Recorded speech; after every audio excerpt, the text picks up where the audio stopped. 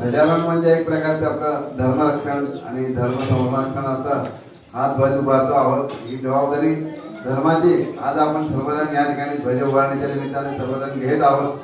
आपण या ठिकाणी आता मध्यंतरी काही घटना घडली या भागात, त्यावेळेला महादेव मंदिर का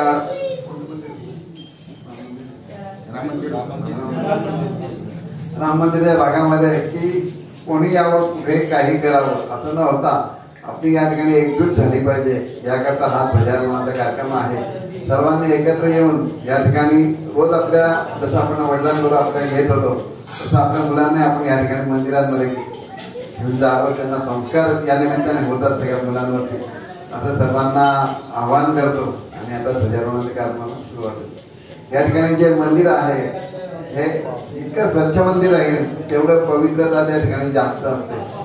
पवित्रता म्हणजे जिथे पावित्र्य पाळलं जातं सगळ्या दृष्टीने हे होतं आणि संस्कृती रक्षणाचं कार्य देशामध्ये भारतामध्ये आणि संपूर्ण जगामध्ये आज महिलांनी जे टिकवून ठेवलंय ते त्या घराघरामध्ये महिलांचंच फार महत्व या ठिकाणी आहे। म्हणजे आपण पाहतो की स्वतः म्हणजे आपले जे माननीय पंतप्रधान आहेत त्यांनी त्यांना मुख्य म्हणजे महिलांवरच्या याच्यावरती जास्त जोर दिलेला आहे सगळ्या कार्यक्रमांवरती आणि त्या ठिकाणी महिलांनी जास्तीत जास्त या भागामध्ये आणि याच्यामध्ये जागृती करावी असं सर्वांना आवाहन करतो।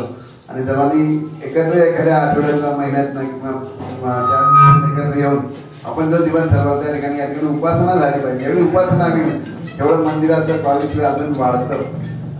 स्वतः रामपूजित सदाशिव म्हणजे रामाची पूजा ज्याने केली म्हणजे पूजा केली तो रामाने सुद्धा शिवाची पूजा केलेली आहे। या पूजा आपण जे म्हणतो की गोकर्ण महाबळेश्वर हे जे आहे सर्व रामाने स्थापन केलेले मंदिर आहेत महादेवाचं। त्याच्यामुळे महादेवाचं जे आहे मग तुका म्हणे महादेव सर्व देवांमध्ये देव तुका म्हणे महादेव म्हणजे सर्वांचे देव जे आहे ते महादेव आहे।